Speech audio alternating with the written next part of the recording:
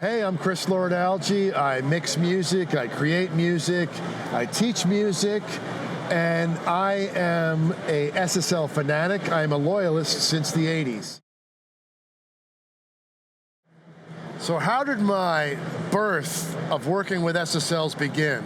Well, let's go back in time to the 80s, to 1983, 84, okay? Bob Clearmountain was mixing on an SSL console. He was mixing Let's Dance. He was mixing these great records in the 80s. I wanted to do what Bob did. I wanted to be Bob Clearmountain, okay? So I worked at Unique Recording. There was no SSLs at Unique Recording. The first SSL came through the window in 1985, a 48-channel E-console with VUs, okay? It came through that door, and we plugged it in that night. I had a session with Ronnie Spector. So I recorded and mixed my first song, 100% SSL on that console, and I never looked back, okay? What I found was the way the E-console was designed is that it was literally designed for one thing only. It's making music, producing music, and mixing music. It was an all-in-one package designed to be able to take a snapshot, to automate, to record, to track, to mix, all in one place. So I found that that system has never been bettered, okay? SSL has improved it by making the J, the K, the G+, and moving on to digital consoles, the duality, and so forth. But the original concept of record and mix in one place with automation and tape control to this day is still the way I function. And I find that it let me, as a creative, be at one with the music. With an SSL 4K, with that concept of mixing and having it all in front of you, I was able to be a part of the music and be able to touch the music and make changes to it instantaneously without thinking. And 20,000 mixes later, I still work that way and still function that way musically and technically. Nothing could be better. The first model I worked on was a 48-channel VUE. Okay, that was a very popular size. There was a lot of 48-channel E's. And it was so obvious, 24-track tape machine 1, 24-track tape machine 2, transport in the middle. What could be better? Inputs on the 48, an inline console. Only console I'd worked with before that was an MCI console, a 600 to 500. I'd seen the SSL, I'd seen Bob. I said, I'm gonna get to work on one of these one day. And I knew the day I get to work on it would be when I actually had my own in my own room.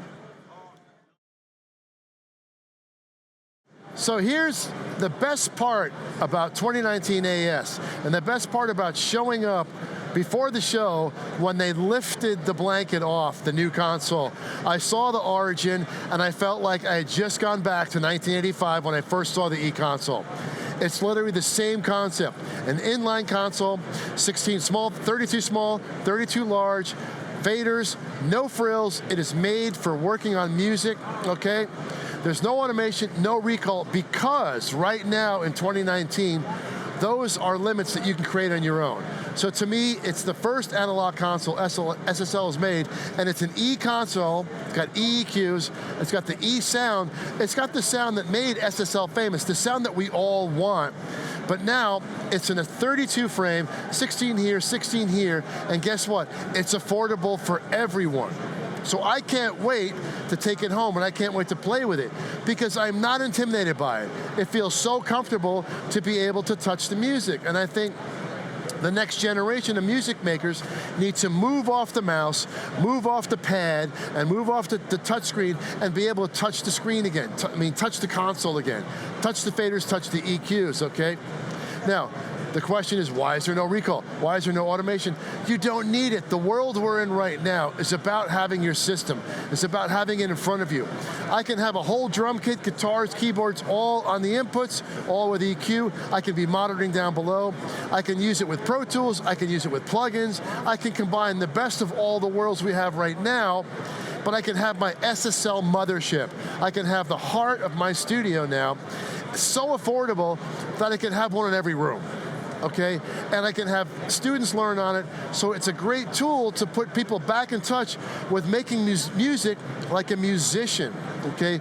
So the Origin is like, look, this is originally what made SSL famous, was signal path and sound, okay? Not automation, not snapshot and recall, not things that there's so many computerized versions of, but the guts of the sound and the simplicity of working. So the Origin is now here to take over, okay? And to become like a real piece of furniture that makes music, a real piece of gear that you can use, and you can put on sleep mode, and it wakes up when you're ready to go and jump in. So it's really exciting times now. Which I'll tell you right now, okay? So this is not a throwback console, okay? This is a console that's made now for the modern era, okay?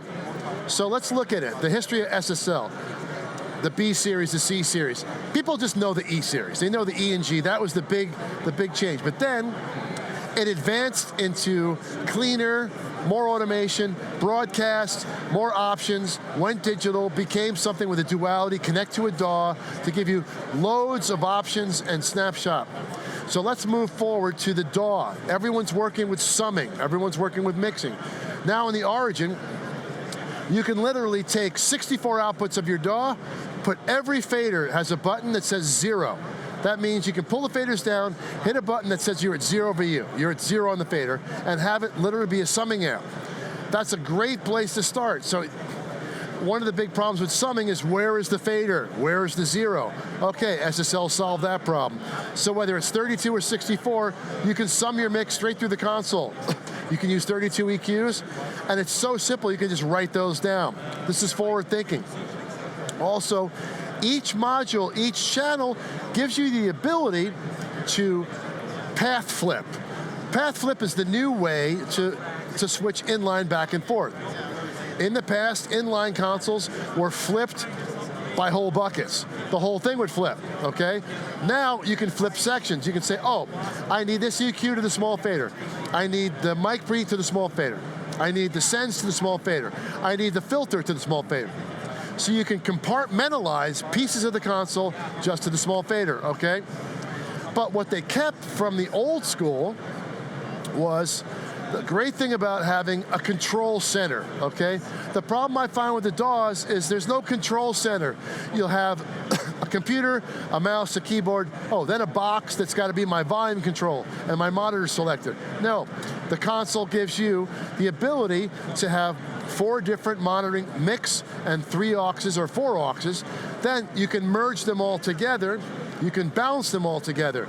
You can solo a track and then blend the mix in to see if something's in phase. It's a really good option to have for live, okay? You have the mix compressor, the sound of SSL in the mix bus is on there. You can actually insert another compressor there or insert after that mix bus. So you can use one of the other SSL tools, the Fusion. You can have that also set up, okay? You have 2 spaces in the console, that 2 4-space slots where you can put 500 racks. You can put up to 20, right in front of you, you can have 20 dynamic sections that SSL makes in the 500 series. So you can get the 4K dynamics right in front of you. But this is all forward-thinking stuff.